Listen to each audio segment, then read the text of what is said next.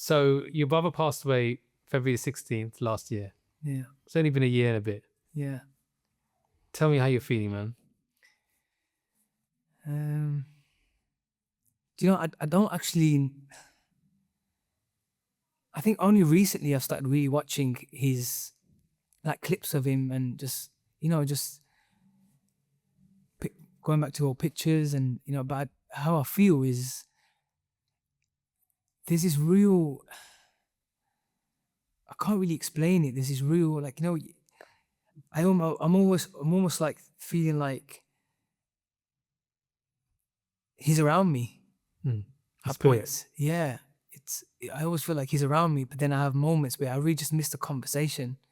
I just really miss like sometimes I even go for a point of, because I was so used to just picking up the phone and calling him.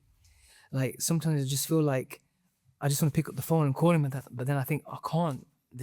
He's not here, and like that when I have them moments, then it just takes me in a different direction emotionally, and I just sit with it. I think that's one thing I've really learned over the last couple of years is just sitting with my emotion, and something I didn't do for a lot of my life. What does that mean, sitting with it for you? Like, when we feel a certain way, if we feel emotional, we just distract ourselves by keeping busy. I don't do that anymore. I just, if I feel a certain way, I'll acknowledge it and I'll be like, okay, this is how you're feeling. You can say it out? Yeah, I'll say it out. Yeah. And I'll just sit. If I need to get emotional and cry, I'll do it. I don't have an issue with it. I don't think it makes you less of a man. No, I think it makes you more of a man because you can show your emotions. Something I think our older lot didn't really understand. Strong was showing yourself as not crying, but I think being strong is showing that being human is showing that you have that emotion and just being open with it. But I miss him, man. I just really miss him. I just miss like his physical touch. I miss like just playing my songs, like just playing in music that I've made. I miss just being on the road with him because I spent 10 years on the road with him.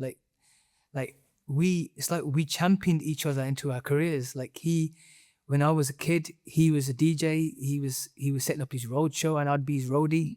I'd be picking up his stuff.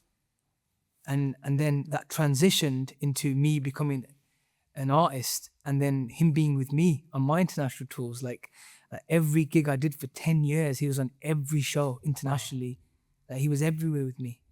And then now, like we did that last show together. Like, when he was sick, I did a fundraiser for him in Birmingham, which is beautiful. And I mean, I got to relive that moment, which is beautiful. Just seeing him on the decks play out for me, that was wicked.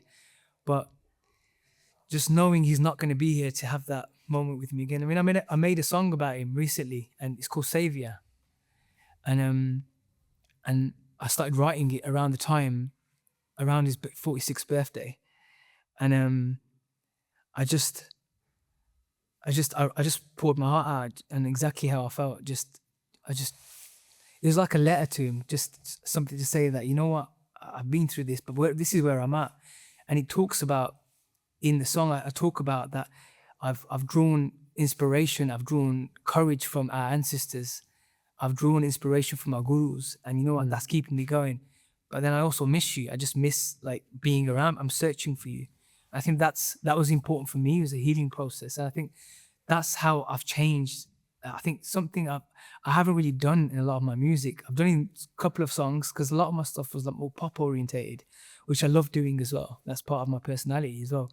But there's only a couple of songs that I've made like this, but this is probably the most personal song I've ever made. And it felt like I relived that moment when you released it like 2 weeks ago. Yeah. Them whole emotions about how it was and just remembering him. I think that whole period, them whole 2 weeks, I've just been watching videos of him and just reliving, the moment. Yeah, the moment.